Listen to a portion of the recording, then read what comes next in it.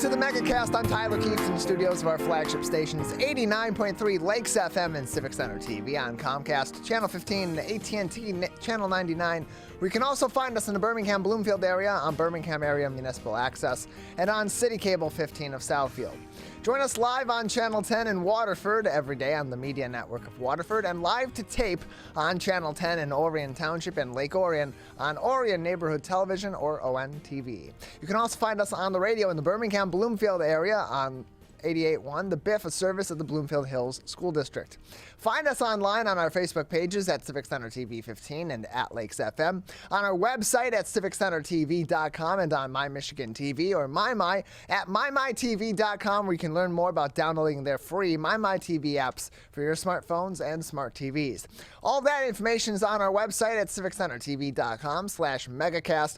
We can also find all of our programs on demand and find each individual interview as well.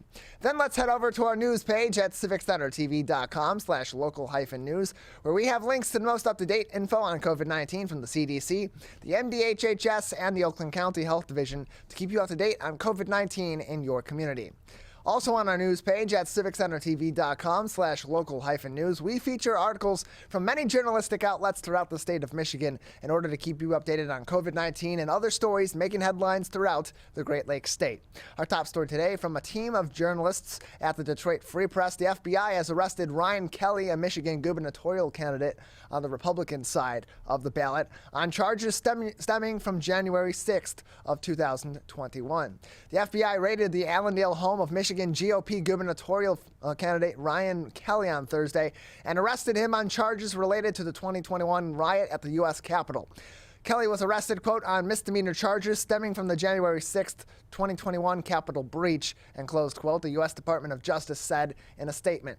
He was arraigned in federal court in Grand Rapids later on Thursday. Kelly, the 40-year-old gubernatorial candidate, is charged with entering or remaining in a restricted building or grounds without lawful authority, disorderly and disruptive conduct, knowingly engaging in an act of physical violence against a person or property, and willfully injuring property, according to a criminal complaint. Generally, all of those misdemeanors combined carry penalties of up to 1 year in prison and fines of up to $100,000 per charge. Special Agent Mara Schneider, a spokeswoman for the FBI in Detroit, confirmed the federal agents used a search warrant to enter Kelly's home. Kelly's arrest came just hours before a Democratic-led U.S. House committee was to hold its first public hearing related to its investigation into events surrounding the attack on the Capitol, while Congress was meeting to certify President Joe Biden's victory over former President Donald Trump in the 2020 election. Kelly, who sells real estate, was at the Capitol in Washington, D.C. when protesters rioted and illegally entered the building on January 6, 2021, though he never confirmed he went inside and has denied doing anything illegal. He is one of 5 candidates on the Republican side of the ballot that will be in the primary election this August after 5 other candidates were disqualified. In an affidavit related to Thursday's complaint, an agent said Kelly was seen on video, quote, wearing a black hat and a black coat in a crowd of people who are assaulting and pushing past law enforcement officers, and closed quote. Kelly also, quote, climbed onto and stood on an architectural feature next to the northwest stairs and indicated by waving his hand at the crowd behind him that they should move toward the stairs, and closed quote, leading into the building, the affidavit said. The same person is seen in the Capitol courtyard and moving toward the entrance to the building, according to the FBI's affidavit, which does not cite video evidence of Kelly inside the building. Quote, just days after the field was cut in half due to corruption and mass fraud, Republican gubernatorial candidates' callous disregard for principles of democracy was on full display again today, and closed quote, said Lavora Barnes, chair of the Michigan Democratic Party, in a statement. A Kelly campaign spokesperson said did not immediately respond to an email seeking comment, though the words political prisoner appeared Thursday on Kelly's gubernatorial Facebook page. Kelly's involvement in the January 6th riot had prompted some Allendale residents to call for his removal during township board meetings in January of last year. Kelly had also clashed with Black Lives Matter protesters in Allendale in the wake of George Floyd's murder in 2020. Surprise, surprise. Kelly also drew ire from residents for his defense of a controversial statue in the township's Garden of Honor depicting a Confederate soldier as part of its Civil War memorial. Kelly organized multiple rallies around the statue, at one point garnering criticism for inviting William Knoll, one of the suspects facing felony charges in Antrim County's 86th District Court, for his role in the alleged plot to kidnap Governor Gretchen Whitmer in October of 2020. Before the 2020 presidential election, Kelly suggested he tried to work with the FBI to argue Whitmer's pandemic orders violated the U.S. Constitution.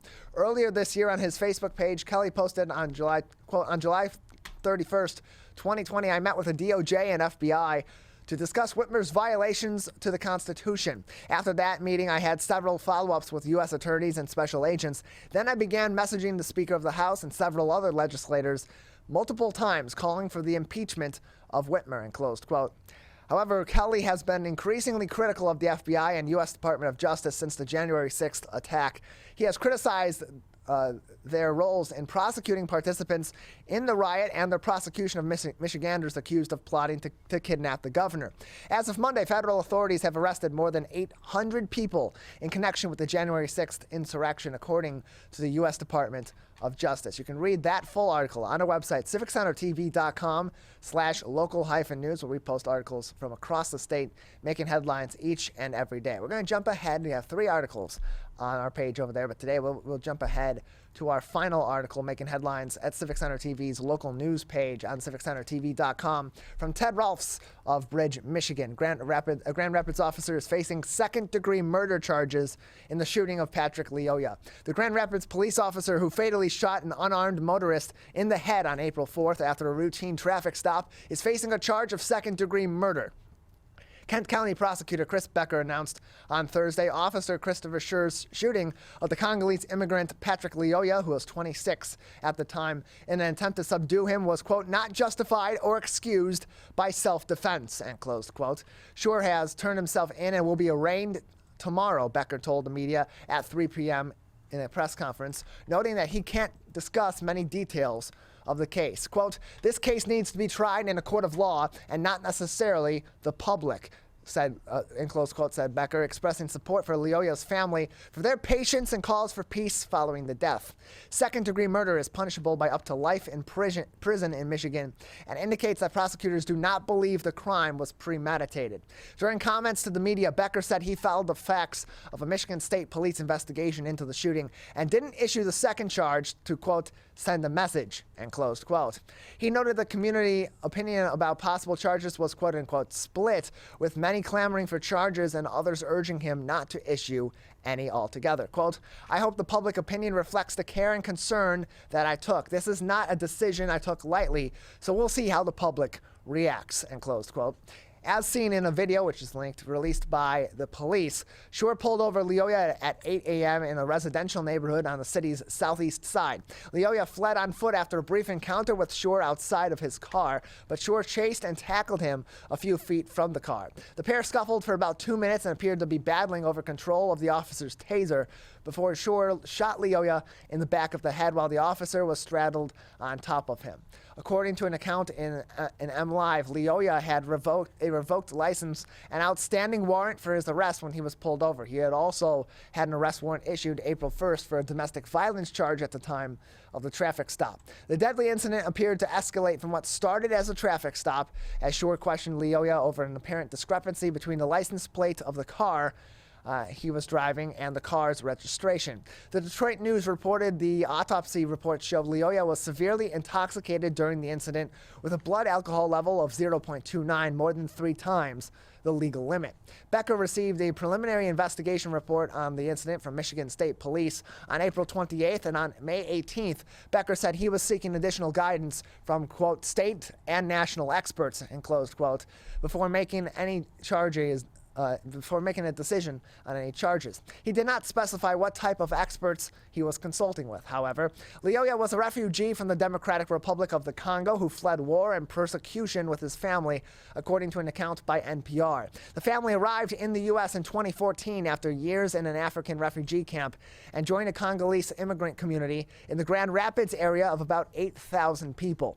Family members and acquaintances said he had worked a variety of jobs, including at an auto parts plant, a turkey farm, and an appliance store. According to his family, he was the eldest of 6 children and father of 2 young children. His family retained civil rights attorney Ben Crump to represent them. Crump and Michigan-based attorney Ven Johnson said Shore repeatedly failed to de-escalate the situation and used excessive force. They called for him to be fired and charged. They also indicated that a civil lawsuit may be pending. In the meantime, prosecutors demand Shore's arrest and that Becker remove himself from the decision on charging Shore twice shut down city commission meetings. The police officers union that represents Shore defended his actions as it issued an April statement that was confident, quote, a thorough review of this situation and will show that the police officer has the legal right to protect themselves and community in a volatile, dangerous situation such as this in order to return to his or her family at the end of their shift, end closed quote. Shore had been on paid leave since the incident, and he continues to be on paid leave as these charges come in. All of those headlines, including the one that we had skipped over today on our website, civiccentertv.com/local-news, as well as those ever-helpful links to accurate and updated information on COVID-19 from the Centers for Disease Control, the Michigan Department of Health and Human Services, and the Oakland County Health Division. We have a great program ahead on this Friday edition of the Oakland County Megacast. Coming up next, we'll be joined by Dr. Brandy Randall, the Dean of Oakland University's Graduate School, followed by Tessa Benzinger from Walking Lightly in Ferndale. That's up next on the Oakland County Megacast. I couldn't breathe at all. There was lots of talk about putting me on a ventilator. I thought I was gonna die. I was 39 weeks pregnant and had a scheduled C-section. During that time, I got COVID and was hospitalized for a month. I had a blood clot in my lungs. It caused me to go into right-sided heart failure. I was really scared. I kept texting my husband and my mom, telling them how scared I was, and I was worried that he was gonna grow up without a mom. And then I was worried if, when I did get home, that he wouldn't know who I was. You know, being 27 and a mom and a wife and having that all almost taken away from me. It's scary, and if a vaccine can prevent that from happening, why not? Get your vaccine. I don't want this to happen to anybody else. A message from the staff of Michigan's Crime Victim Compensation Program. Anyone can be a victim of crime and suffer lasting trauma, physically, emotionally, and financially. But you are not alone. If you're struggling financially due to a crime, we're here for you. Find out if you qualify for crime victim compensation. Call 877-251-7373 or visit michigan.gov/crime-victim. A message from the Michigan Department of Health and Human Services, Division of Victim Services. You see certain things get reincarnated in your children. My daughter is very much inspired by my wife's artistic pursuits. So my daughter started making necklaces. She makes what we call affirmation fashion. I tell her every day that your black is beautiful. Your black is beautiful. Your black is beautiful. And if there's anything better than being beautiful, it's being smart. And if there's anything better than being smart, it's being kind. And reaffirming that every day is our method of making sure her chin never drops. My dad wasn't around, and I remember riding a bike and falling off and cutting myself, and me never just wanting to get back on it. People ask, how your children learn how to ride a bike, and you did. I didn't teach them. I just created an environment where they taught themselves, and all I had to do was be there.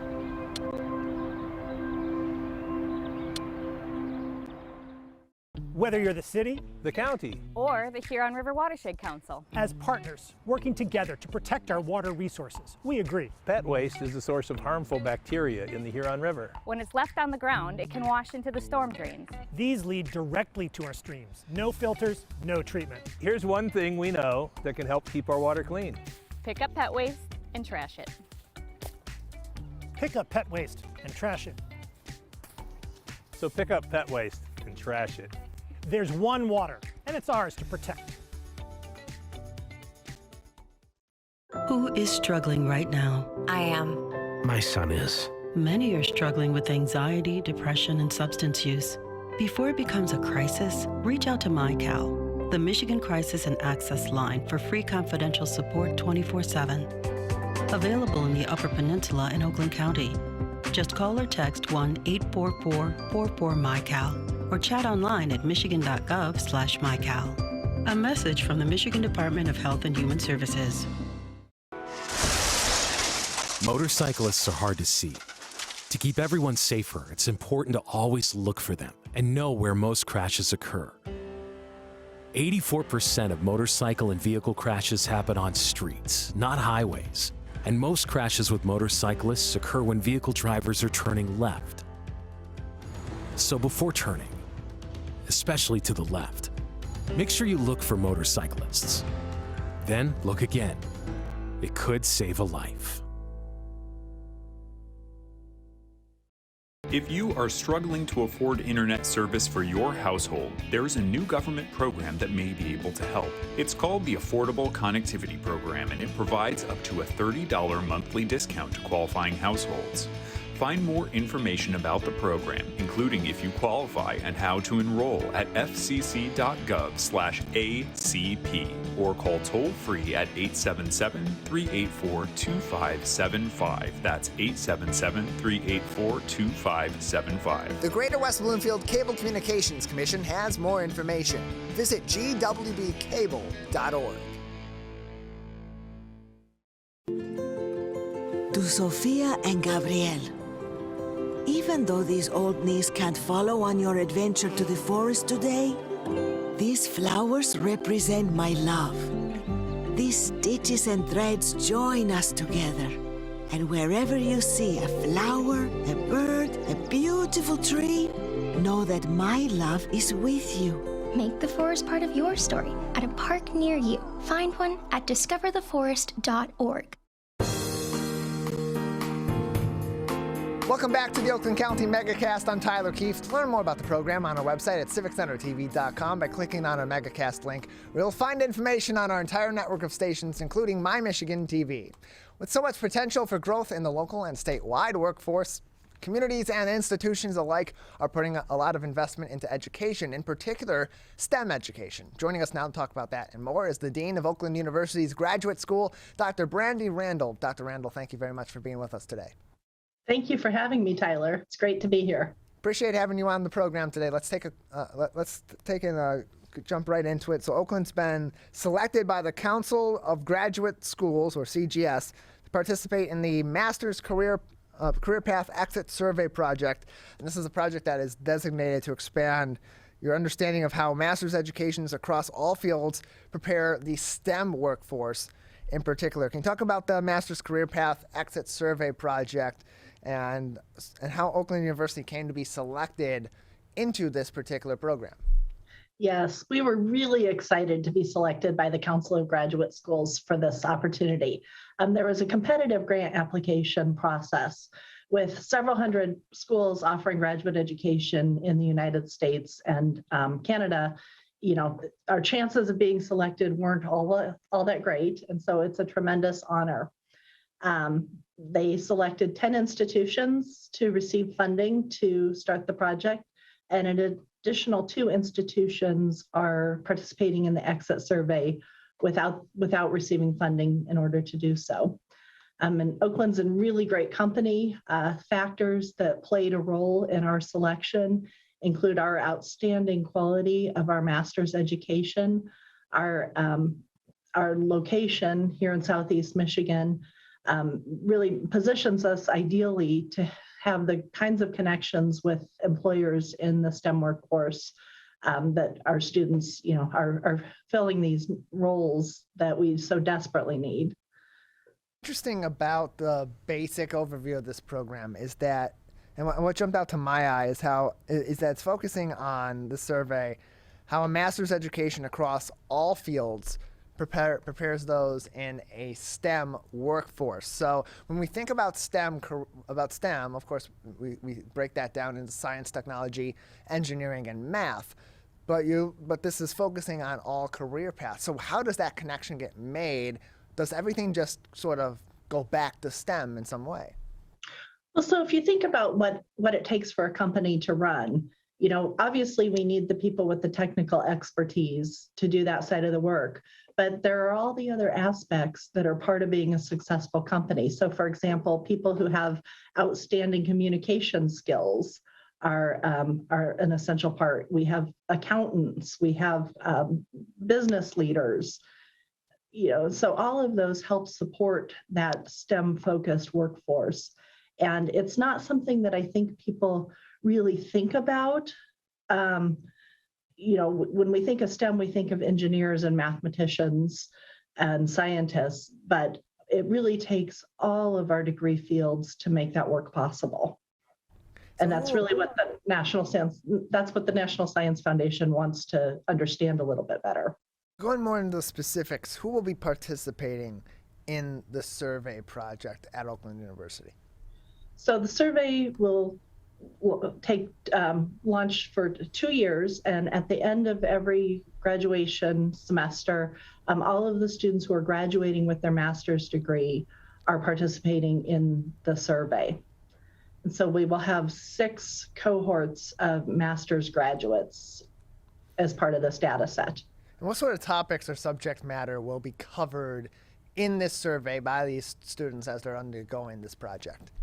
So the survey itself is really interesting because they are asked questions about what their undergrad degree was in, what their original intentions for going to school were, what kind of career did they want to get, how well their master's degree prepared them for that kind of career. And then they're also looking at whether their career goals have changed at all.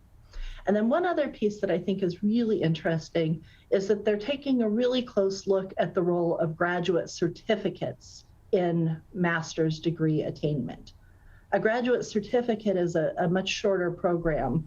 At Oakland, they are a minimum of 12 credits. And you come out with a credential that's recognized by employers, but it doesn't take as long as it would to earn a full master's degree. But one of the exciting trends in graduate education is that we're stacking these graduate certificates into the requirements for a master's degree. So somebody can start a certificate program, finish that, and then come back and have just a few more credits to earn their master's degree. We're joined by that. Oh, please continue. Oh, no, that's okay. We're joined by Dr. Brandy Randall, the Dean of Oakland University's Graduate School, joining us on the Oakland County Megacast. More information on everything happening at Oakland University can be found on their website at oakland.edu. That's oakland.edu. And so with this being a collection of schools across the country that are involved in this survey and involved in this project, what benefit does it bring to Oakland University? It brings tremendous benefits for us because it lets us be part of the national conversation about master's education.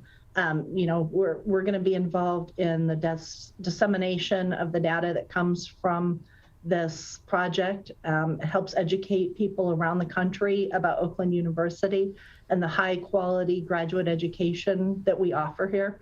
It's also beneficial to Southeast Michigan because there's a lot of people who really aren't that familiar with the region, and it lets us educate them about, the tremendous employment opportunities that are here, the way that Southeast Michigan contributes to the prosperity of the whole country.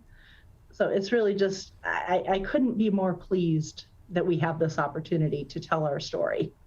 When the results of this survey, when the results of this project ultimately come to light, and these universities have that information that they're looking for, including Oakland, how is that going to change not only your graduate programs, but all your programs at Oakland University to provide these benefits at the community level in the workforce when these students ultimately are concluding their education? So by having this information, we can see what's going well in our graduate programs and make sure we maintain that. And we know that there's a lot that's going well. We are unable to have enough students graduating to meet the demands of the workforce. And so our students are recognized as having a high level of skill and ability when they come out of Oakland's graduate programs. But it will help us see if there's places that we maybe could refine things a little bit. So for example, maybe making connections with potential careers even more clear in some of our programs. So it really gives us the best of both worlds, an opportunity to celebrate our excellence while continuing to improve and grow. And so as the dean of Oakland's graduate school and focusing on the reality, as you said, that the demand of the open jobs in STEM industries in particular is not being met by the number of graduates coming out of school, undergraduate or graduate, how does that impact then the way that curriculum is formulated at Oakland University, particularly for the STEM careers, but also, as it was also mentioned earlier on, for those non-STEM specific career paths that ultimately impact these industries? So one of the things that we're really interested in doing is working with employers to help their employees have an opportunity to either reskill or upskill. So for example, we can do programs that are designed for a specific employer using our curriculum, but doing a cohort program for their employees who, maybe there's a desire to have a growth in employees who have skill in business analytics, data analytics, because with the growth of big data, the need to understand everything that is underpinning a company is really accelerating quickly. And so we can offer a tailored program directly to their employees in a field that they want to grow their workforce internally in. That's just one of the kinds of opportunities that we have available. Well, a program like this, would it be helpful for administrators at Oakland University and for those undergrad students late in their undergraduate education to consult on and make those decisions about whether or not to go to graduate school? How can something like this, how can this information ultimately help consult with students and then students themselves make decisions about whether their education should terminate at the undergraduate level or may need to continue to the graduate level? Sure. So this information will really help people look at those career outcomes that come from a master's degree. We know that master's degree earners tend to have higher income, much lower rates of unemployment in general, even when things aren't great nationally like they are now. And so it gives a level of job stability. But that does tend to vary some by field. And so people will be able to look at, for the degree programs that they're interested in, really what's the best path forward for them. And also to think about the timing of that. A lot of people want to finish their undergraduate degree and jump right into a graduate degree, but others want to take a little time, be in the workforce for a while, and then work and go to school at the same time. So when will we know the results of the Master's Career Path Exit Survey? So the survey will go through 2023, and it will take CGS some time to put everything together, and they haven't given us the timeline for that, but I anticipate that sometime in 2024 we will have a really robust report to share. Will there be an ability for adjustments to be made in your programs at Oakland, both graduate and undergraduate, in the meantime as this information is being collected? How is Oakland University then taking the time in between now and the end of this survey to make some of those adjustments themselves without necessarily having the full results of CGS? So we're going to be doing that in two ways. One is we've got the standard survey that CGS, we've all agreed to disseminate the standard survey, but they are giving us the flexibility to add our own questions to that. And so we're working with the graduate programs to identify what else they might want to know from their graduating master's students. And we will be adding that to the survey. And then we will share the results with the graduate programs and the deans over the next couple of years as we get them and look at that picture that's emerging. You want to be careful about drawing too many conclusions from smaller samples of people. Any big changes would have to come after we've really had the full 2 years of the project. But one of the things that is true in every one of our programs is that our faculty are really dedicated and they are constantly tweaking programs to improve the student experience and improve outcomes for our students at both the undergraduate and graduate level.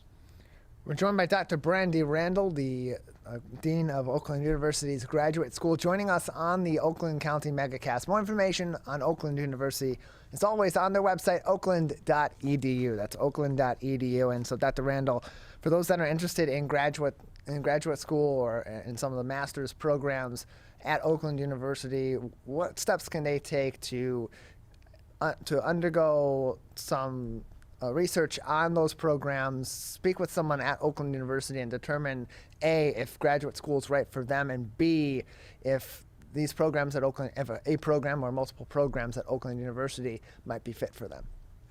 So we have a ton of information on our website, which is always, a good place to start, but we've also got some staff in the graduate school who offer a number of ways to talk to them. We can schedule a virtual appointment on Zoom because we know people are busy. We can do in-person appointments. We can do a phone call. And so all they would need to do is contact the graduate school at Oakland University, and we will hook them up with somebody who can answer their questions. Dr. Randall, a couple more minutes before we'll say goodbye today. Anything else on the Master's Career Exit Survey project or anything else happening at Oakland University's graduate schools? So one of the things that we're really excited about is that the survey gives us the opportunity at a really key point in history. Nationally, the jobs that require a master's degree at entry level are projected to grow by 15% between 2019 and 2029. This is the fastest growth of all education levels. And when we look at the 50 hot jobs in Michigan that was released a couple of years ago by the Michigan Department of Technology Management and Budget, many of those 50 hottest jobs in Michigan required an advanced degree, either a master's degree or a doctoral degree. And so understanding the experiences of our students is going to help us grow in order to meet that demand and support the needs of the Michigan workforce. Dr. Randall, we appreciate your time telling us more about this study and the ways it's going to impact us right here in Oakland County, at Oakland University, and at other institutions throughout the U.S. as well. Thank you, Tyler. More information on Oakland University's participation in the Master's Career Path Exit Survey project and more information in general on their graduate programs can be found at oakland.edu. Let's take a break. When we come back, living sustainably at home, how you can go without ever having to buy another bottle of shampoo or soap. That's up next on the Megacast. Can I ask you a question? Why did you get your kids vaccinated? It was hard for them to social distance, to be isolated from their friends. I want them to get back to school and sports games. So as a pediatrician, I recommend the vaccine to everyone I know. The boys lost a former teammate and classmate who was only 20 years old. It's been a devastating year. We want to get back to normalcy. Our daughter is really looking forward to being with her friends, being a kid. It's the Great Lakes water. And so what people do ends up in our waterways. Flushable wipes are just evil. They should be thrown away. They're impossible to destroy, and they can cause significant problems. One of the main things when you're cooking is to not dump fats, oils, and greases down your drains. They stick to the sides of pipes. They stick to everything they come in contact with. Don't put it down the sink. There's one water, and it's ours to protect.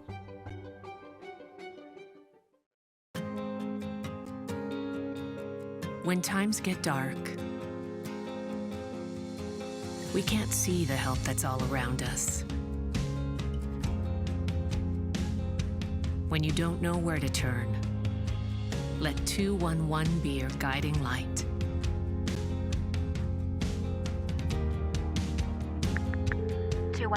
How can I help you? Our guides are ready to connect you with the help you need.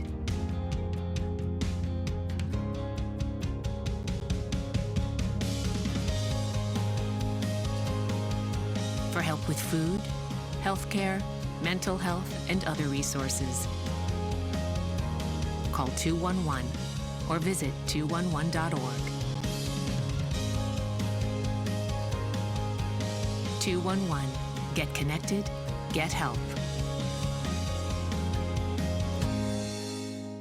We may come from different organizations, but we work together to protect the Huron River for everyone. Neighborhood storm drains carry water directly to local creeks and streams.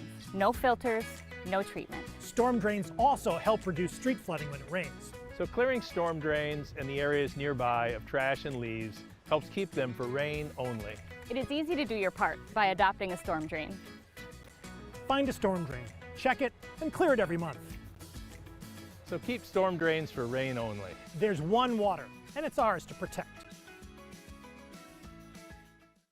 If you are struggling to afford internet service for your household, there's a new government program that may be able to help. It's called the Affordable Connectivity Program, and it provides up to a $30 monthly discount to qualifying households.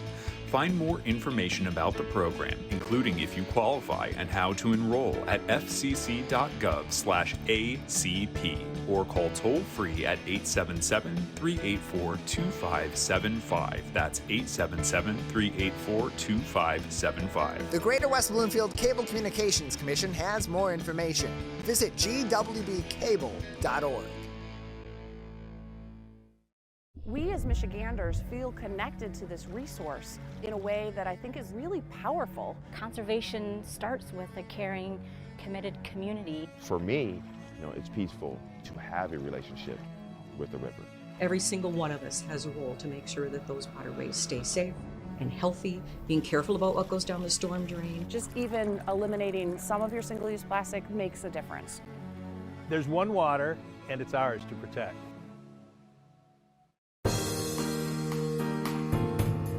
Welcome back to the Oakland County Megacast. I'm Tyler Kieft. Learn more about the program by visiting our website at civiccentertv.com and clicking on our Megacast link, where you'll learn more information about our entire network of stations, including My Michigan TV.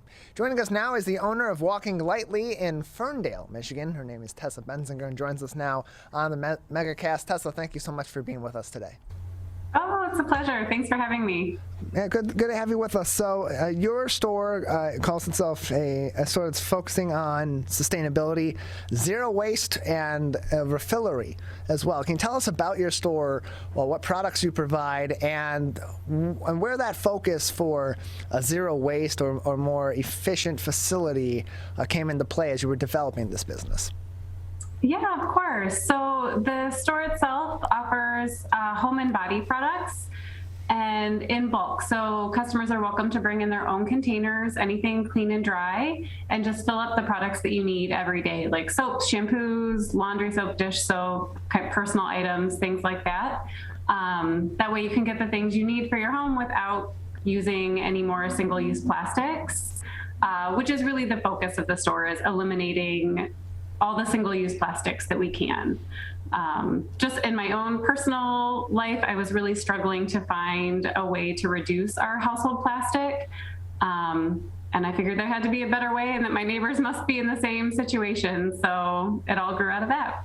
So these products that you're selling there, that you're providing to be able to help these individuals refill some of their soap bottles, their shampoo bottles, their conditioner bottles, and so on, are those being made by your company? Or are those products that you're bringing in? And how do you do that in a way that's also sustainable? Because I would imagine that the packaging for those is also plastic.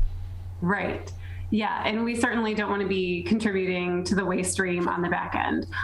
So we are not the manufacturer. We work with suppliers who are closed loop. So they ship their products to us in a container that they take back.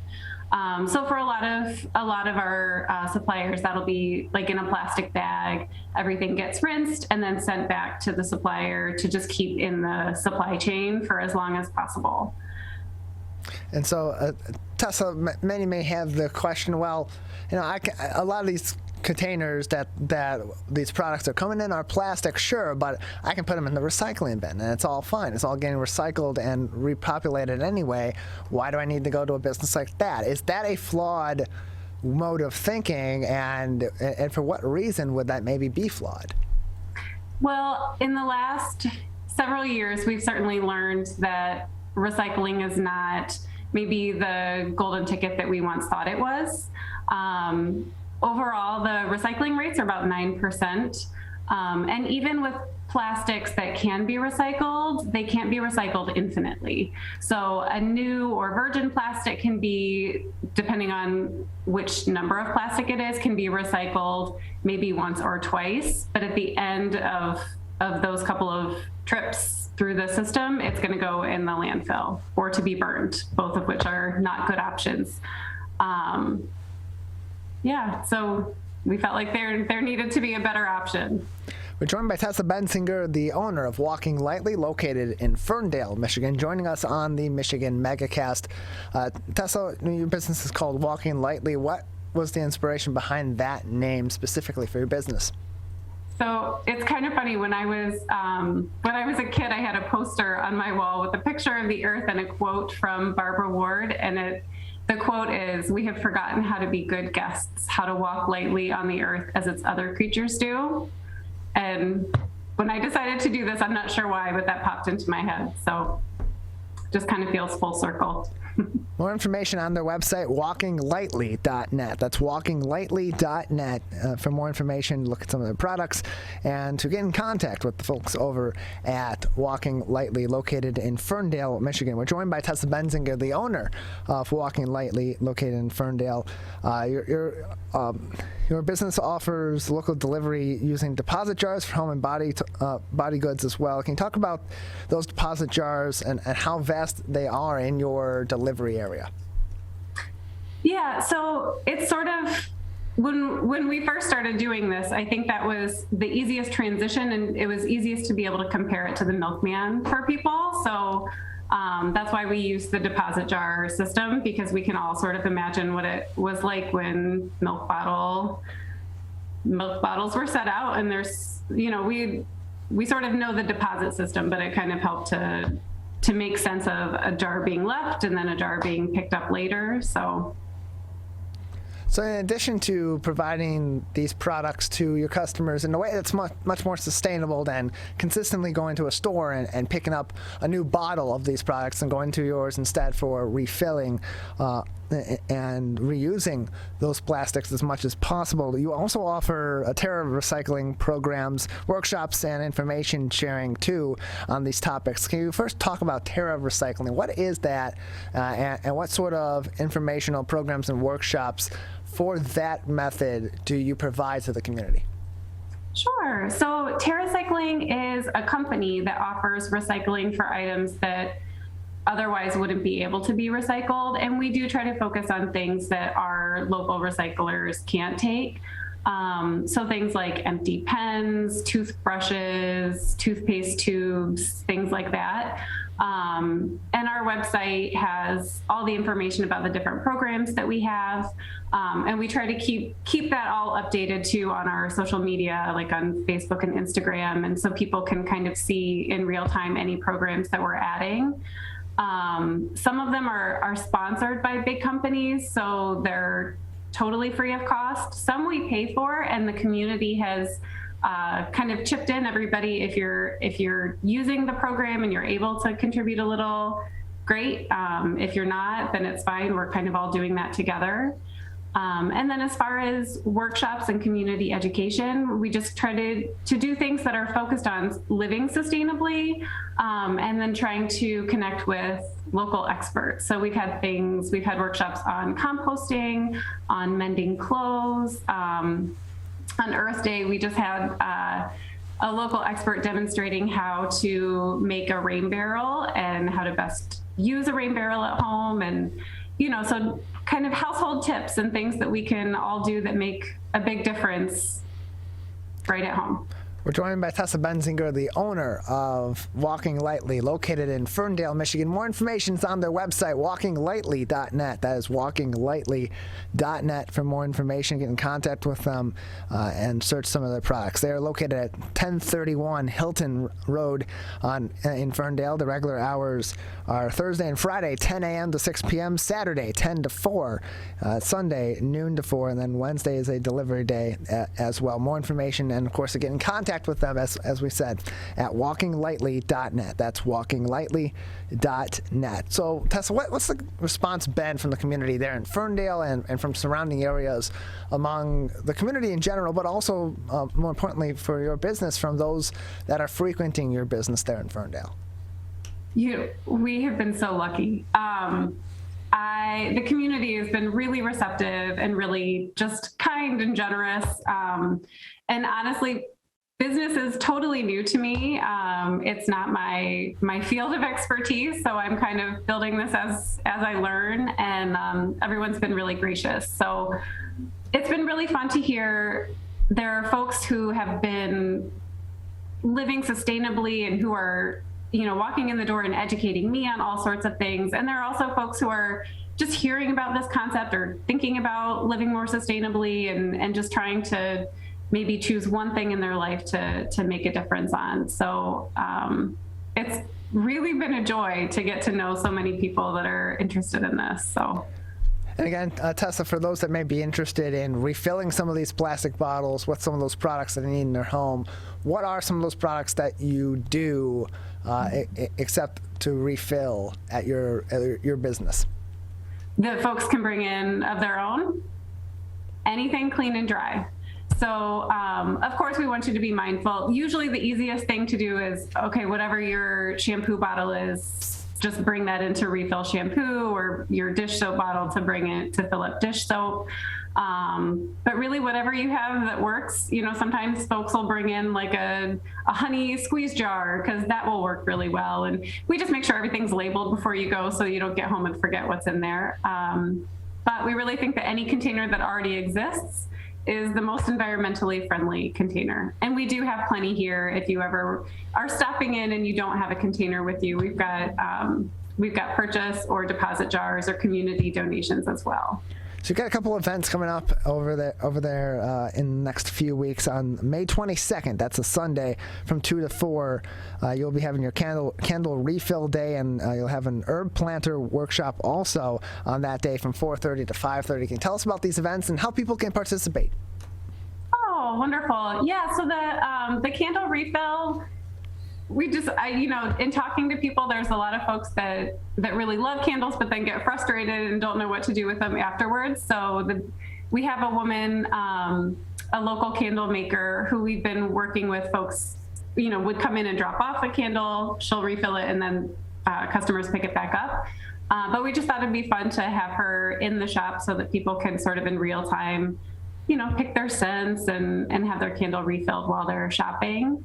And then the herb planter workshop is a local gardening consultant who has done another workshop with us that was really helpful and informative. And it's just a great way to introduce more sustainable living in a really fun way. So, instead of having to purchase herbs either in plastic packaging or getting too many and then having food waste, being able to grow your own tastes better, and it really is better for the environment. So it's just a fun way to do that. We're joined by all the event information's online.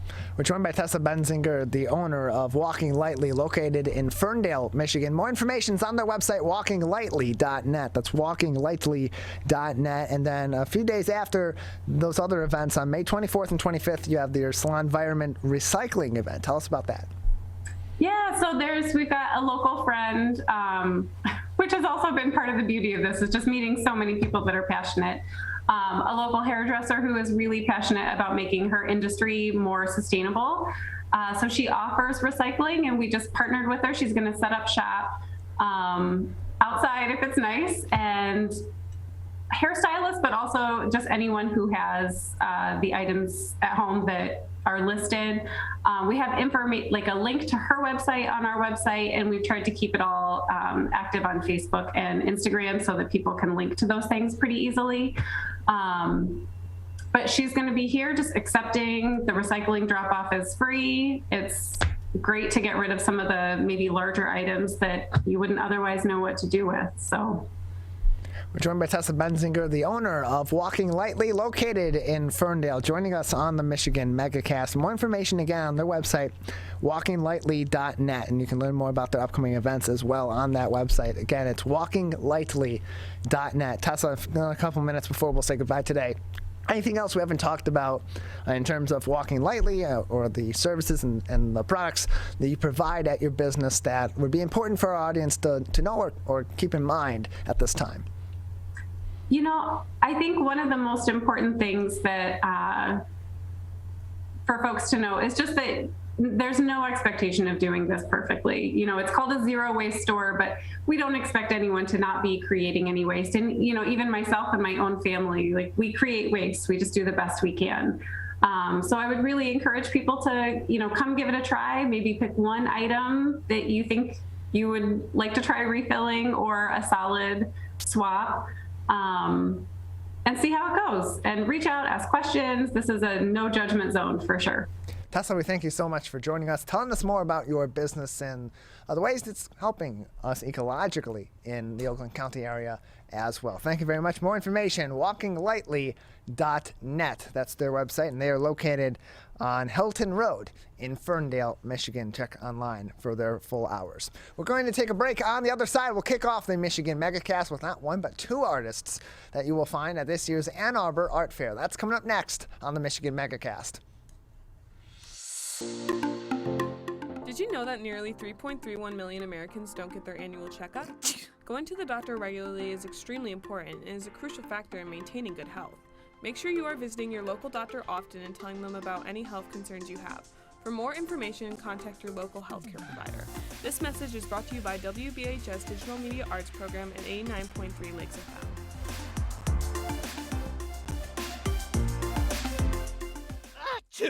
If you are struggling to afford internet service for your household, there's a new government program that may be able to help. It's called the Affordable Connectivity Program, and it provides up to a $30 monthly discount to qualifying households.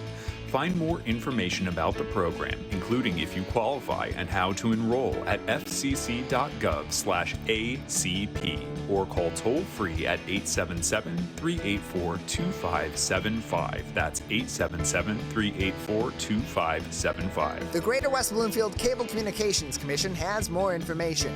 Visit gwbcable.org. People are getting out to walk and bike in higher numbers. More vulnerable road users and higher speed traffic can be a dangerous combination. Crash severity has increased, so if you're driving, be sure to slow down and look for people. There's no need to speed. If you're biking, ride with traffic. If you're walking, avoid stepping into the road if possible. If you have to walk in the street, walk facing traffic. Learn more at walkbikedrivesafe.org.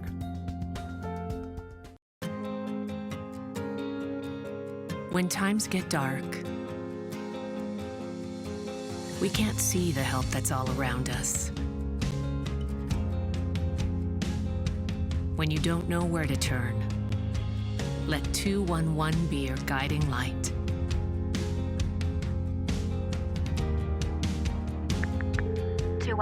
How can I help you?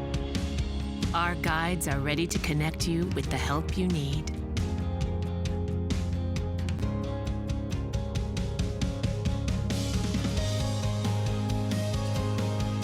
For help with food, healthcare, mental health, and other resources. Call 211 or visit 211.org. 211. Get connected, get help.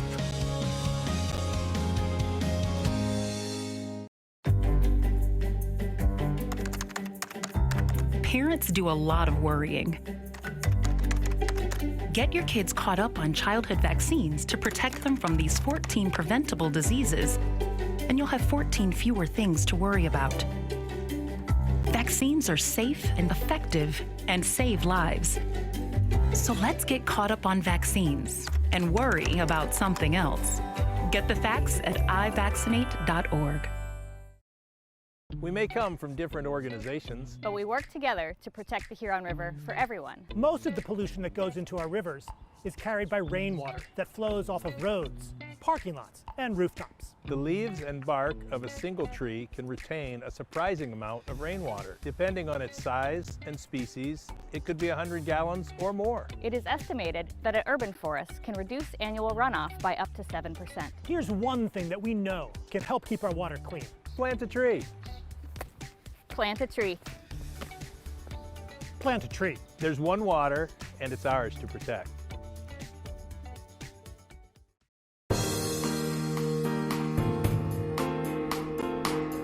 Welcome back to the Megacast. I'm Tyler Kieft. You're joining us now on My Michigan TV for the Michigan Megacast. More information can be found in a couple different places.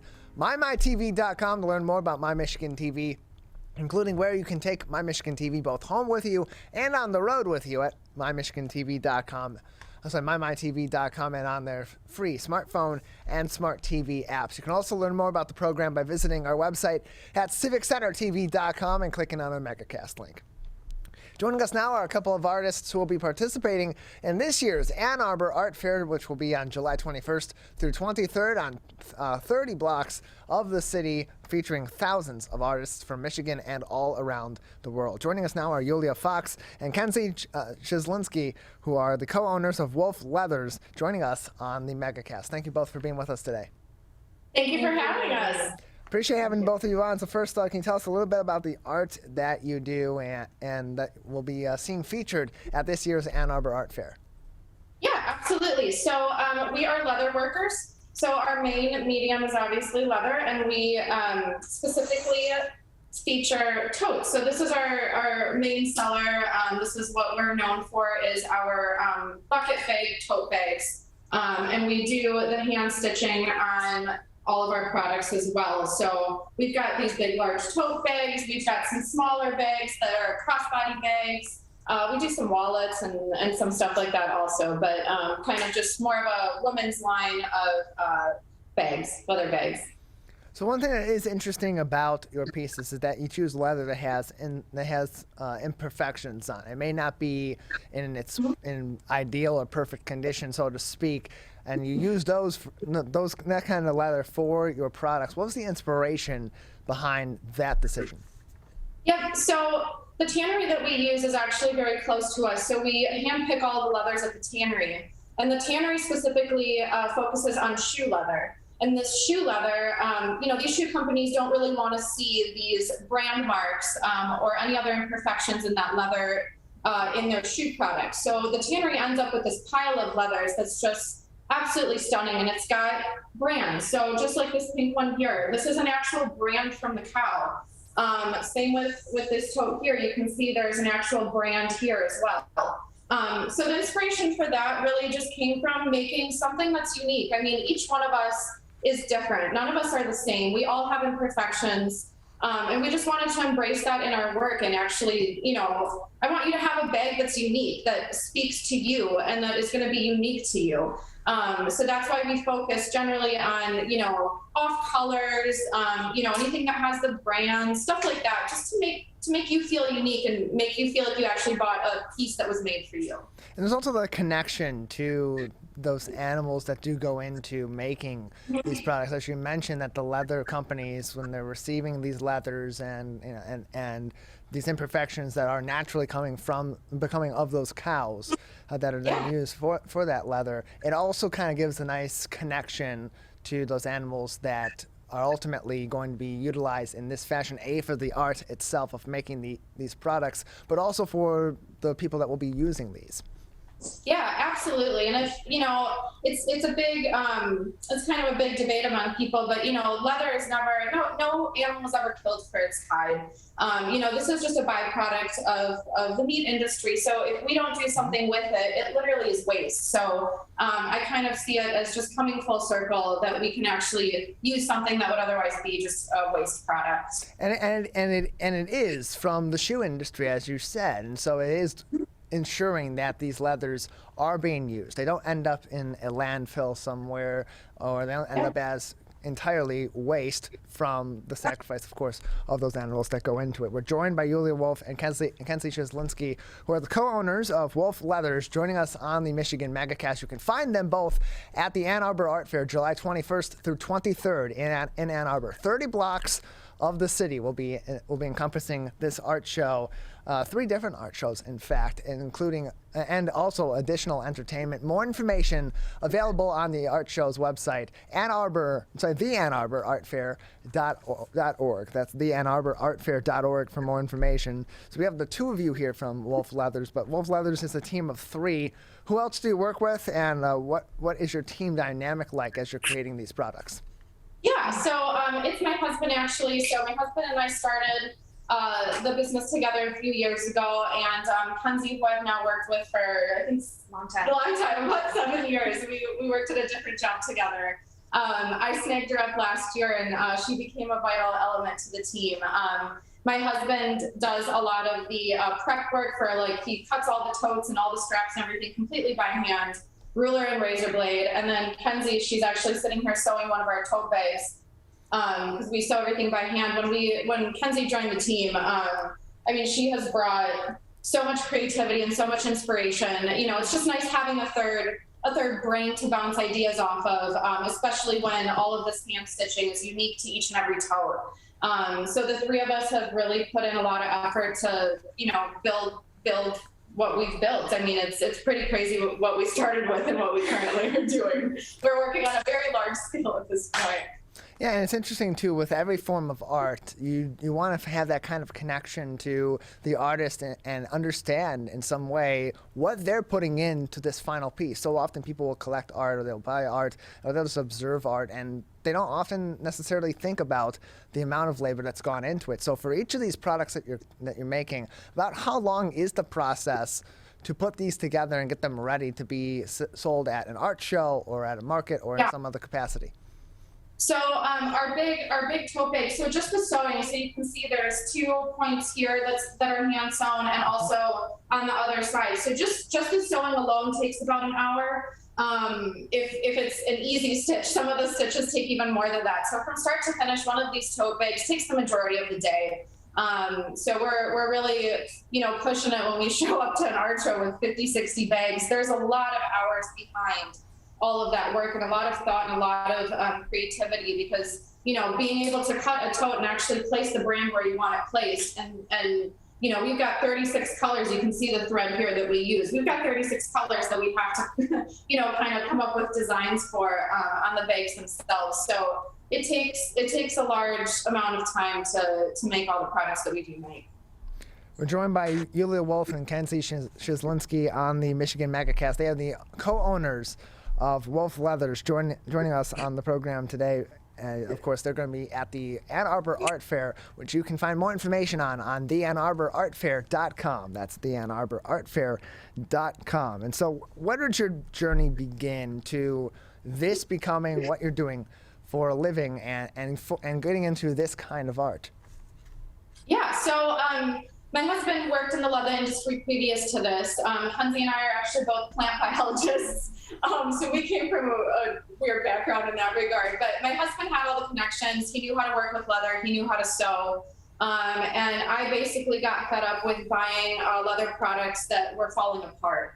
At the time I was in grad school, and I was using this bag, and it broke literally the second day I had it. And I repaired it myself. And I was thinking, well, heck, if I can do that, maybe I should just make my own. So I did make one tote bag on my own, and it was very primitive, but it served its purpose. And when my husband saw how easy it was to do that, we actually started replicating. So every product that we have is something that one of the 3 of us actually needed. So we made it for ourselves first, and then we kind of just like multiplied from there.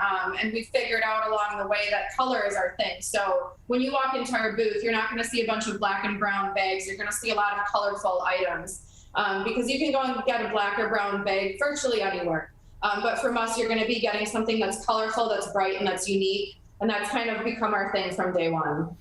We're joined by Yuliya Wolf and Kenzi Cieslinski, co-owners of Wolf Leathers, joining us on the Megacast. More information on the Ann Arbor Art Fair, where you will find them and thousands of other artists this summer, July 21st through 23rd at theannarborartfair.com. That's theannarborartfair.com for more information. And so many people, when they do their work, they say, I don't want to take my work home with me. Your work is literally at your home all the time. What is that like?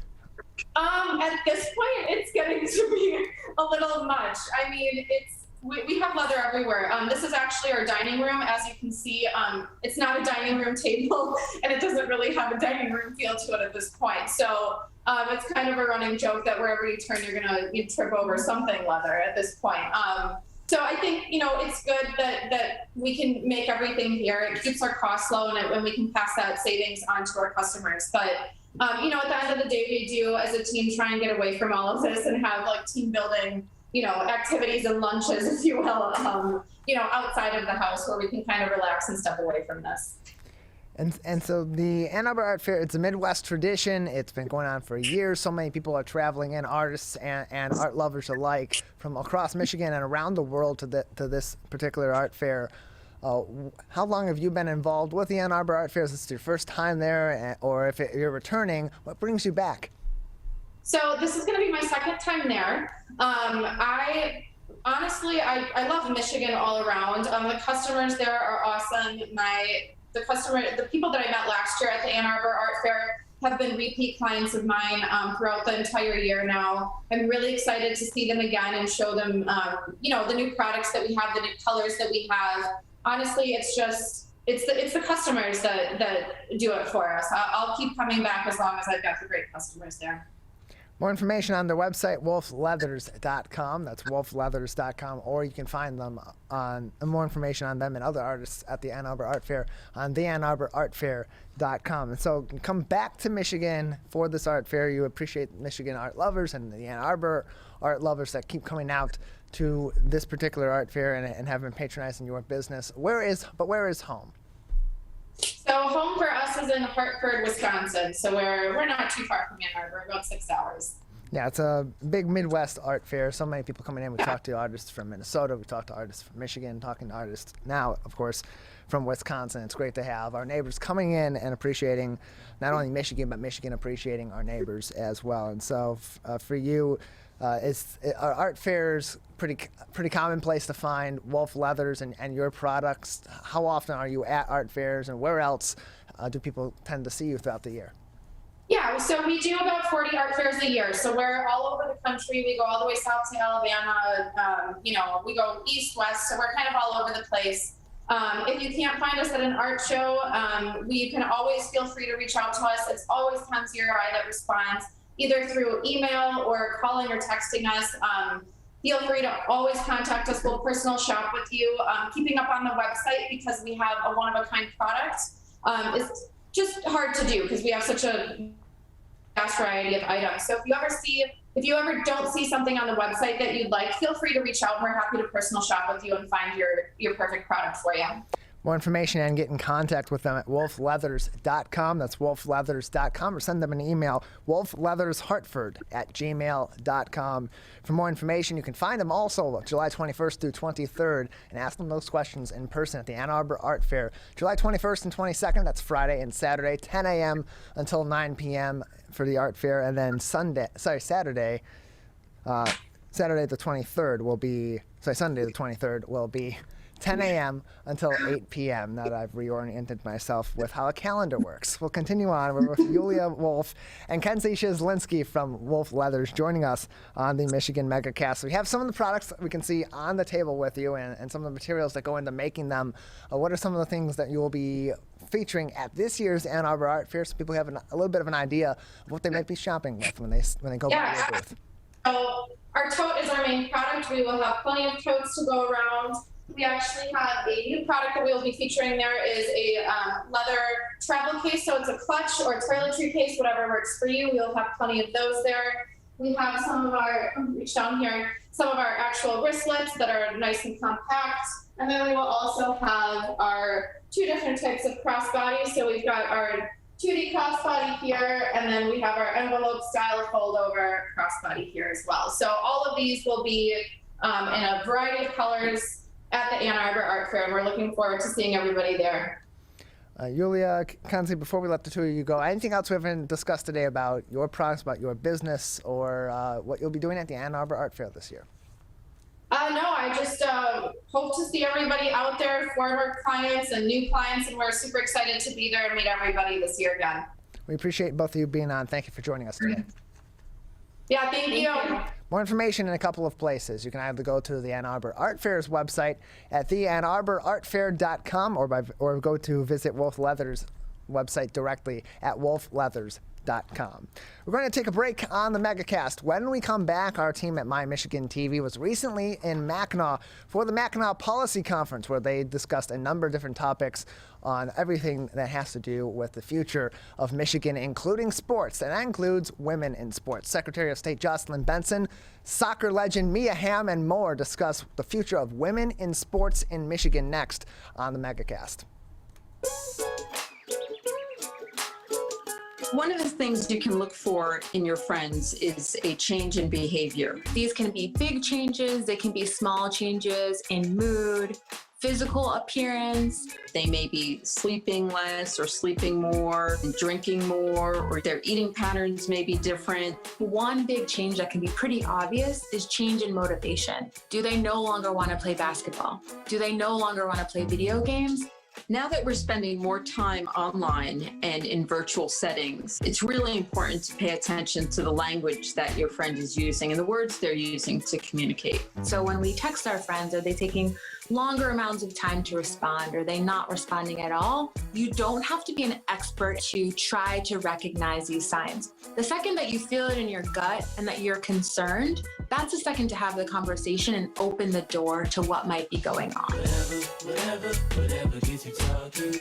Today, it is easier than ever to join Michigan's Organ Donor Registry and help build a bridge of hope for organ, tissue, and eye donation. Just one person can potentially save or help improve the lives of up to 75 people. By joining, your legacy could be the gift of life. Sign up today at michigan.gov/SOS or at any of the more than 145 Secretary of State self-service stations located across Michigan. Be part of Michigan's Bridge of Hope by adding your name to the Organ Donor Registry. When times get dark, we can't see the help that's all around us. When you don't know where to turn, let 211 be your guiding light.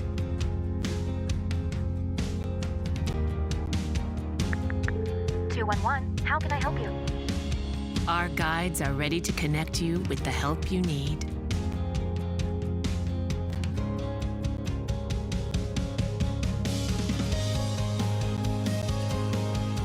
For help with food, healthcare, mental health, and other resources. Call 211 or visit 211.org. 211. Get connected, get help. If you are struggling to afford internet service for your household, there's a new government program that may be able to help. It's called the Affordable Connectivity Program, and it provides up to a $30 monthly discount to qualifying households.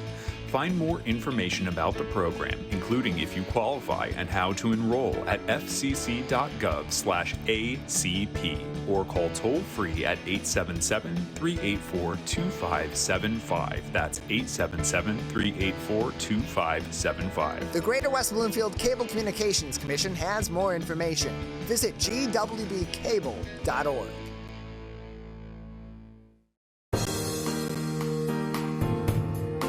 Welcome back to the Megacast. I'm Tyler Kieft. Learn more about the Michigan Megacast by visiting our website at civiccentertv.com and clicking on our Megacast link, where you'll find more information on our partnering stations, including My Michigan TV, which you can find at mymytv.com.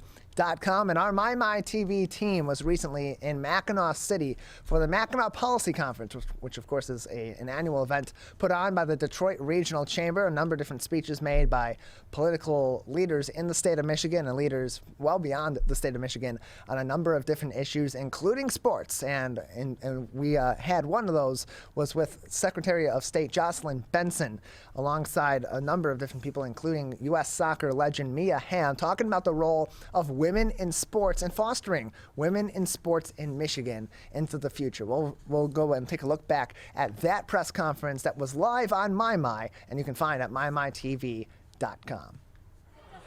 Thank you, Senator Stabenow, for thanking us, and good morning, all of you.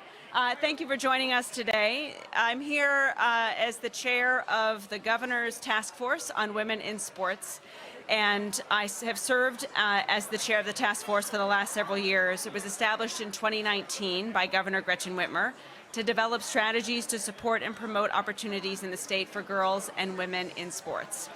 So as chair of the task force, I'm proud to be joined here with some of our members, our advisory board members, our staff, and some supporters. They include Penny Allen Cook, who is the outgoing commissioner of the Michigan Intercollegiate Athletic Association. I believe Coach Casey has joined us, Dwayne Casey of the Pistons. Thanks, Coach, for being here.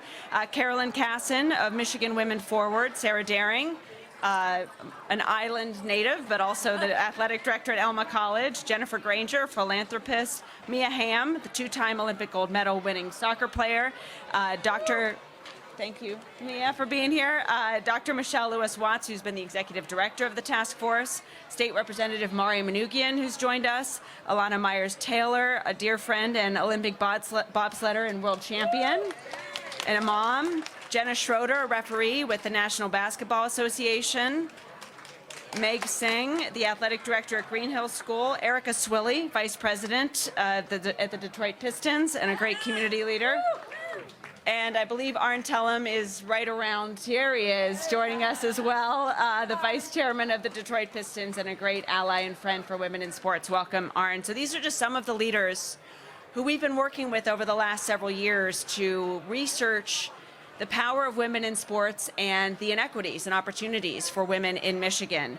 The governor asked me to chair this task force in 2019 when we were first elected, out of the recognition that when you have women leading, oftentimes it's because they've played sports. In other words, opportunities for women to work and play sports and have access to athletic opportunities often translates into more women leaders in every industry. And we know also that women and girls build stronger, more successful teams and organizations and gain skills that benefit them and everyone when they move into those leadership roles in all of society. So we believe it's critical for women and girls in Michigan to be provided what they deserve: high quality, equitable opportunities to participate in sports as athletes, coaches, administrators, and executives. Among the findings of the task force, which we're releasing today, during our last 3 years, where we've met to review and commission our own research, we've heard testimony, we've written a fact-based, data-driven set of recommendations for the governors, and among those findings are 3 recommendations which we share with the governor today, and we plan to release the full report with additional recommendations later this month in recognition of the 50th anniversary of Title IX at the federal level. On that note, our first recommendation is that Michigan modernize and expand upon federal Title IX regulations and policies with increased sports-specific protections, compliance, and accountability. We found many instances in which accountability was an issue with the federal protections and recognized that in some cases states can step up and lead and provide that accountability and additional protections. Title IX was passed in 1972. It was a landmark federal law that prohibited gender discrimination in educational programs and activities receiving federal financial assistance. And while certainly girls and women have made great advances in the last 50 years since the law was passed, our research revealed that Title IX has fallen short in achieving its stated goals of equity in numerous ways, and that in particular, girls of color and those of lower socioeconomic status are particularly disadvantaged. So our task force is recommending that law, policy, training, and monitoring should all be brought to bear to increase transparency and accountability in enforcement of Title IX in Michigan. Our second series of recommendations recognizes that we must invest in talent.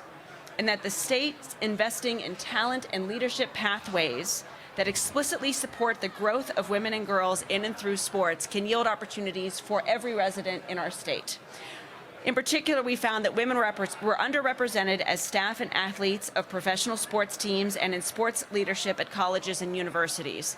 We have many colleges like Elma College that's leading the way, and we have many professional teams like the Pistons, the Detroit Pistons, which is really a national leader for advancing opportunities for women, for all, and for really serving the community.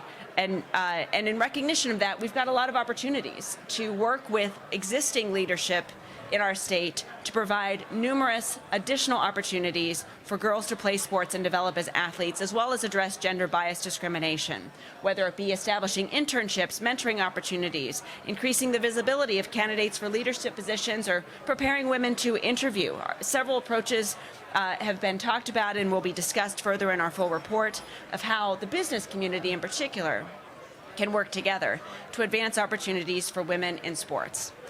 Additionally, college presidents, school principals, athletic directors, and other hiring managers need to increase their gender bias awareness and take action to eliminate it. Our final recommendations that we're releasing later this month circulate around the recognition that for Michigan to engage the public, youth sports, and business communities to really advance opportunities for women to play and work in sports, it requires providing more opportunities, in particular, that the state seek public, individual, and business funding to support implementation of opportunities.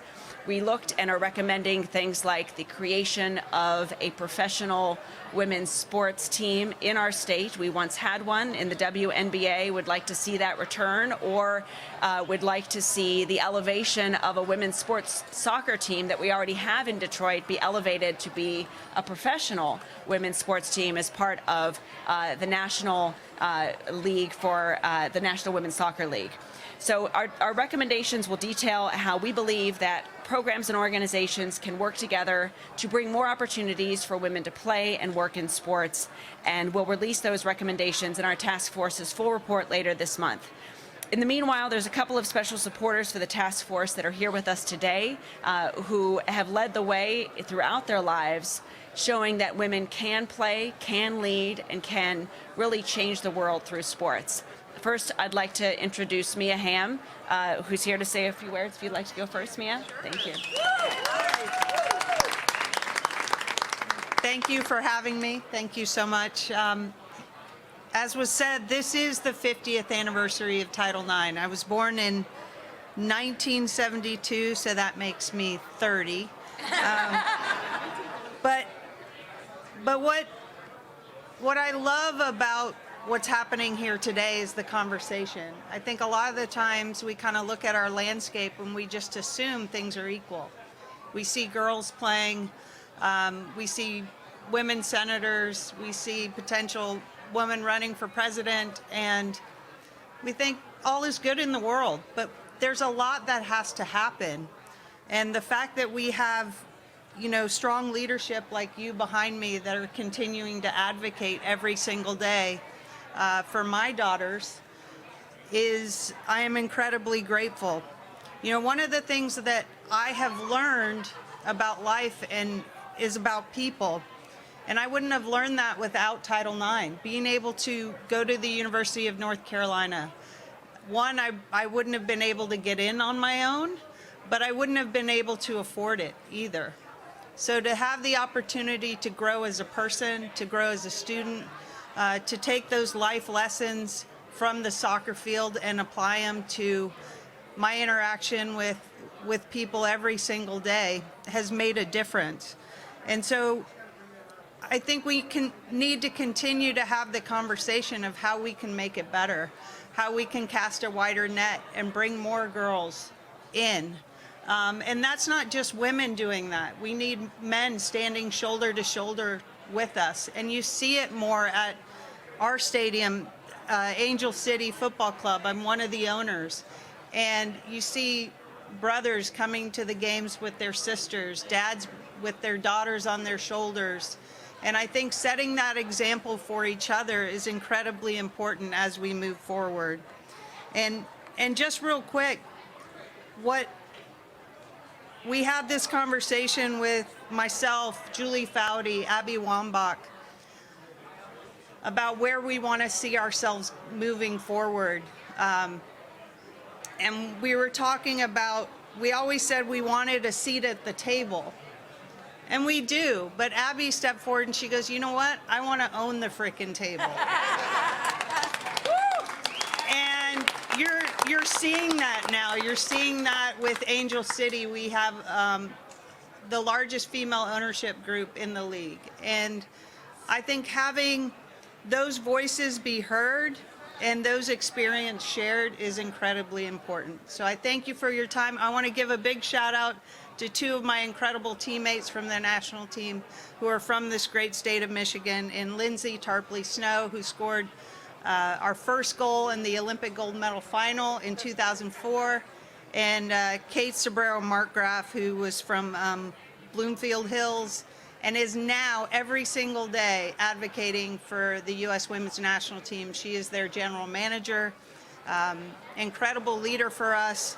And in that breath, what the women's national team has done with that incredible, historic equal pay fight that was just solved, I think they signed it last month, that basically gives them the same accommodations, field, hotel, airfare, but also game day appearance fees and bonuses, is due to their perseverance, their courage, but also the incredible foresight and understanding from the current U.S. soccer president, and that's Cindy Parlow-Cone, who is a teammate of mine, who did this because it's the right thing to do.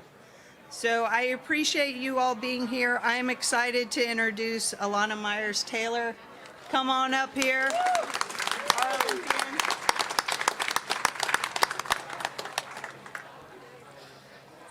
Good morning, everyone. Thank you for inviting me back to Michigan. Believe it or not, although I've known for a bobsledder, I got my professional athletics start right here in Michigan, Midland, Michigan. I played professional softball for the Mid-Michigan Ice in 2007. During that experience, it really showed me what's possible for women athletics. You know, being in that stadium night after night and seeing little girls coming up to us, asking us to autograph balls and being there with their friends, family, it really showed me what's possible, especially in the state of Michigan. It was an honor to get my professional start here, and obviously I've been able to go forward since then. But I was fortunate to play softball all growing up, all in college, and much like Mia, softball gave me the opportunity to pursue a college education. There is very little chance I could have afforded a college education without a softball scholarship. And that's how much Title IX means. It's not only the opportunity to pursue sport at the next level, but it also grants us many educational opportunities as well that can be pathways to change our lives. And although we're here to talk about Title IX, I think also it's important to recognize that Title IX has done tremendous things for women in sports. But there's still very marginalized communities, people who look like me, who are not able to reap the full benefits of Title IX. Which is why I'm so grateful that the Women's Task Force is looking into those issues and really making positive changes to address them. You know, Michigan has very talented female athletes, and it's important that they have the opportunities to move forward and pursue their athletic dreams. And hopefully, one day Michigan will have a professional softball team again. I don't even know if there's still a league, but you know, maybe Michigan can lead the way. And we'll have many more girls pursuing professional opportunities within the state. So it's an honor and privilege to speak with you guys today. And I'm really excited to see what the task force is going to do moving forward, especially for communities and populations who look like me. So thank you for your work.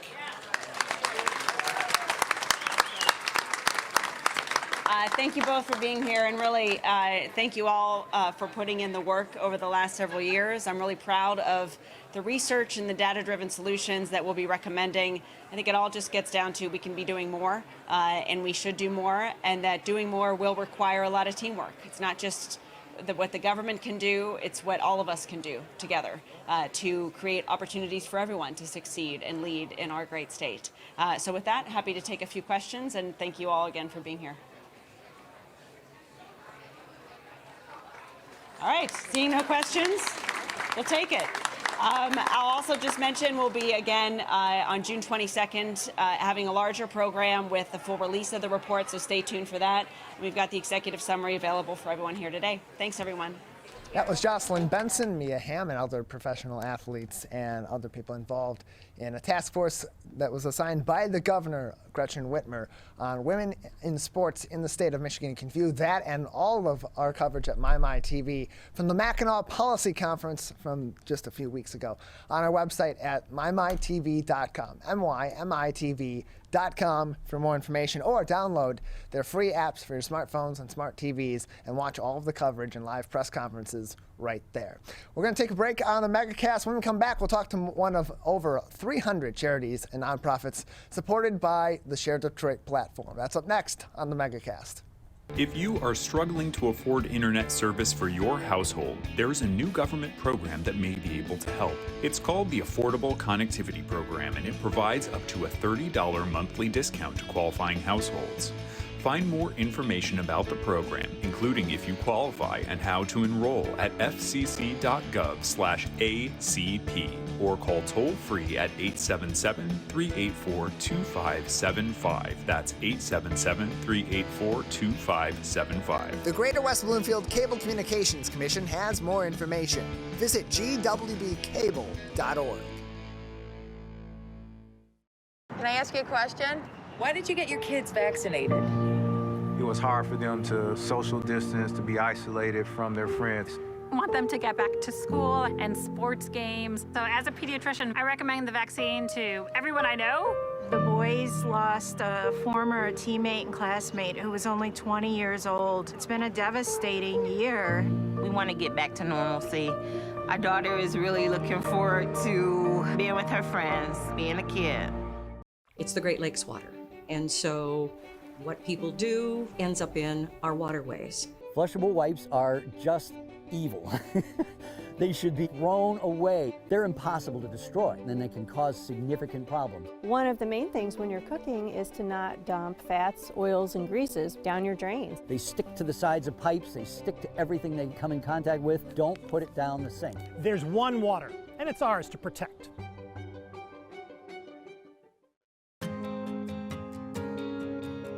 When times get dark, we can't see the help that's all around us. When you don't know where to turn, let 211 be your guiding light.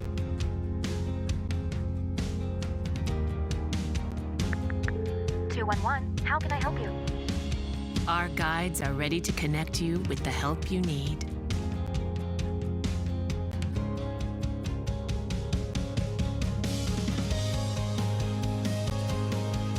For help with food, healthcare, mental health, and other resources. Call 211 or visit 211.org. 211. Get connected, get help. We may come from different organizations, but we work together to protect the Huron River for everyone. Neighborhood storm drains carry water directly to local creeks and streams. No filters, no treatment. Storm drains also help reduce street flooding when it rains. So clearing storm drains and the areas nearby of trash and leaves helps keep them for rain only. It is easy to do your part by adopting a storm drain. Find a storm drain, check it, and clear it every month. So keep storm drains for rain only. There's one water, and it's ours to protect.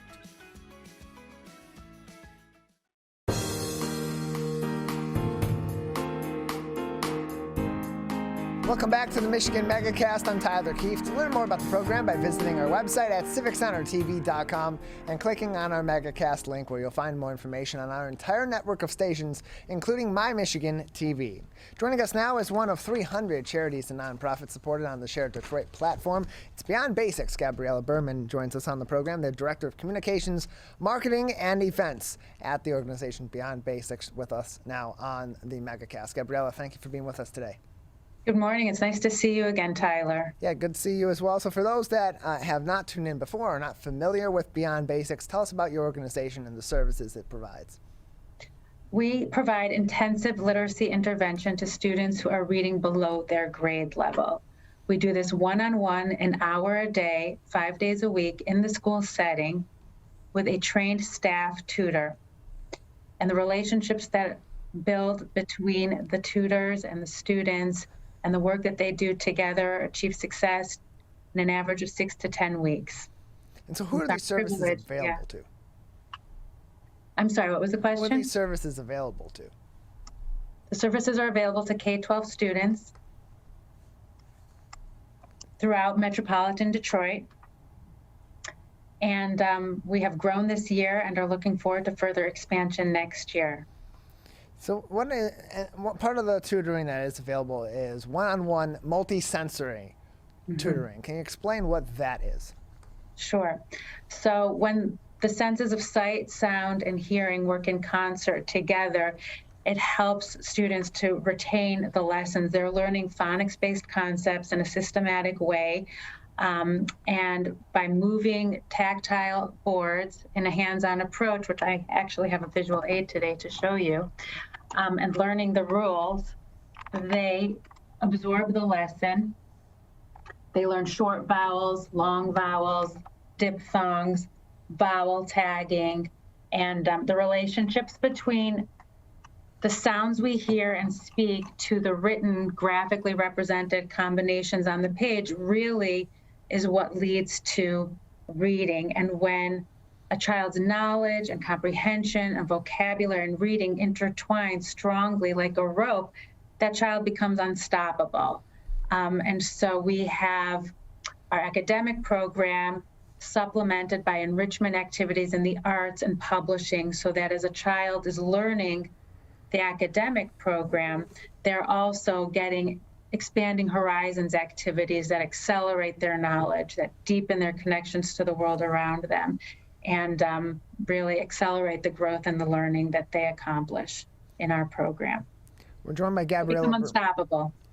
We're joined by Gabriella Burman, the Director of Communications, Marketing, and Events at Beyond Basics, joining us on the Michigan Megacast. More information can be found on Beyond Basics at Share Detroit's website at sharedetroit.org. Just go to there, find the nonprofit section, and search Beyond Basics to learn more about the organization, get in contact with them, and explore opportunities for education and tutoring with them, job opportunities, as well as volunteer opportunities as well. ShareDetroit.org is the website. In a recent article on Chalkbeat Detroit, it discussed Beyond Basics' relationship with the Detroit Public Schools Community District to help tutor struggling students in the city. Can you talk about that relationship, how that developed, and what benefit your organization is bringing to kids in Detroit schools?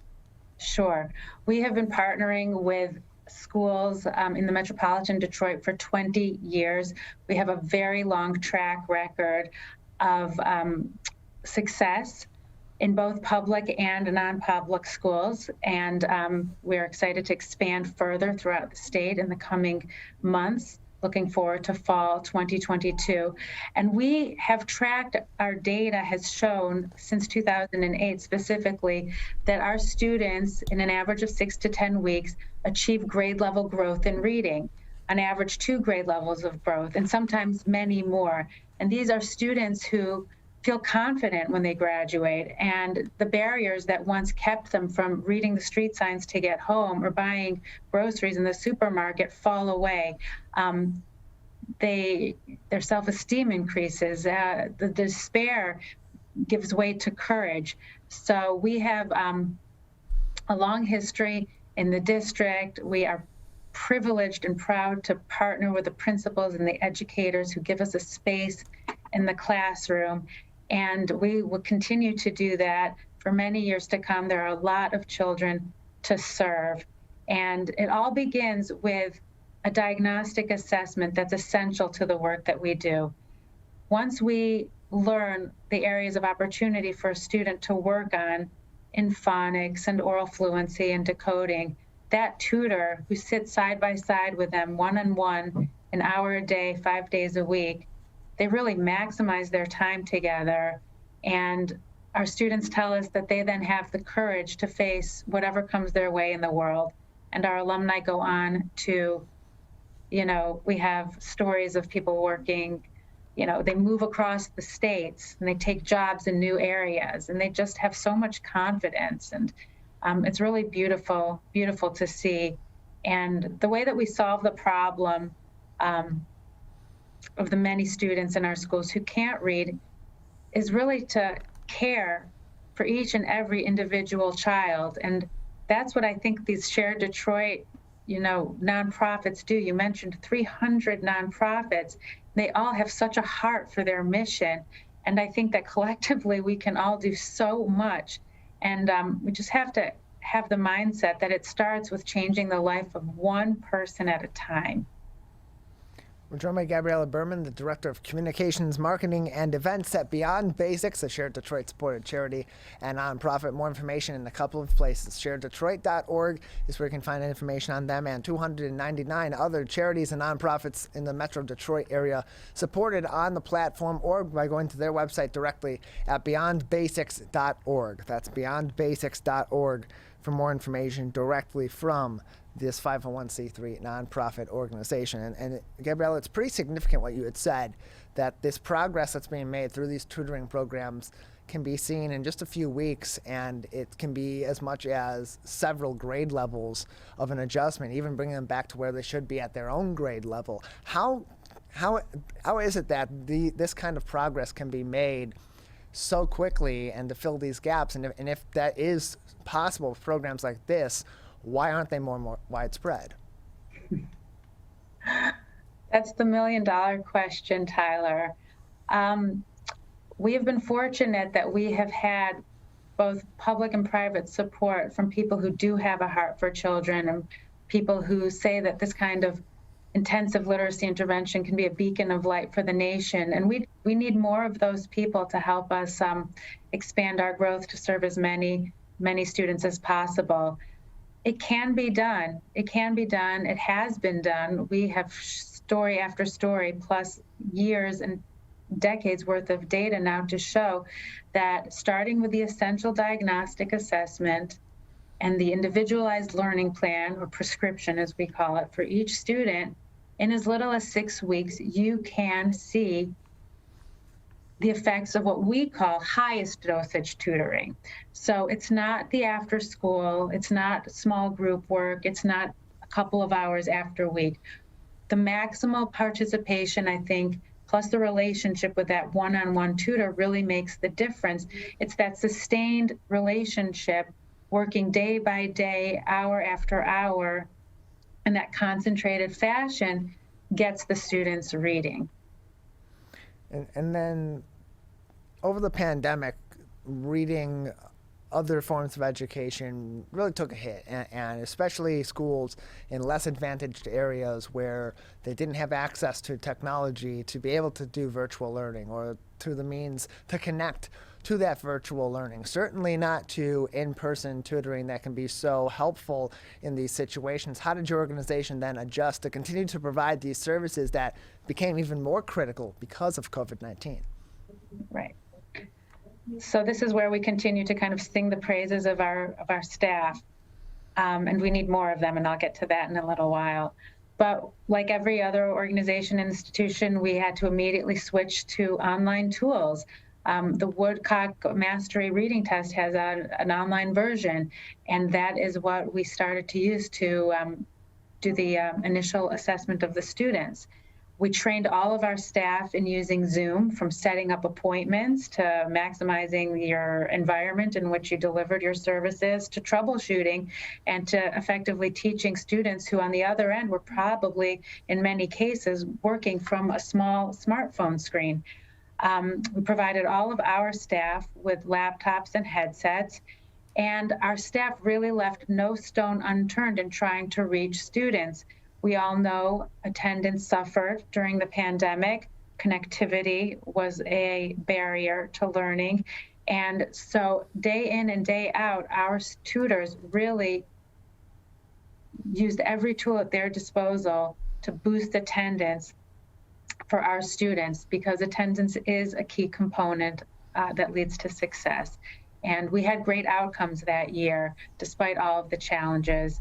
And of course, we were fortunate to be able to return to in-person instruction this year. How critical is it going forward that Beyond Basics and organizations like it continue to have access to people that are willing to take on the challenge of being a tutor, the time commitment that goes in, and personal commitment that goes into being a tutor, to continue to provide the services at the rate it's going at, but also to expand those services so that more kids can get access to these really critical programs and services that are provided? Right. It is critical, and we are hiring reading tutors on an ongoing basis. We're actually accepting applicants now. So if anyone would like to learn about the position, we encourage them to visit our careers page at beyondbasics.org. You can find us also on social media platforms and get in touch with us that way. Our training is rigorous. It's in a supportive environment, and there's continued professional development and support once a tutor is deployed in the field. So we invest a lot in our tutors.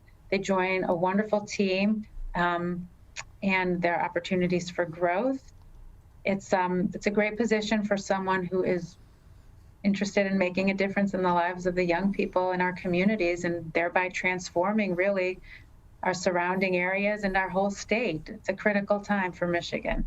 We're joined by Gabriella Burman, the Director of Communications, Marketing, and Events at Beyond Basics, joining us on the Michigan Megacast. More information on Beyond Basics, including opportunities at the organization, by visiting sharedetroit.org or beyondbasics.org to learn more and get in contact with the organization. So if people are interested in becoming tutors, of course, we gave out the websites. What sort of steps do they need to go through in order to express that interest in their tutoring, go through the process of potentially becoming a tutor with Beyond Basics?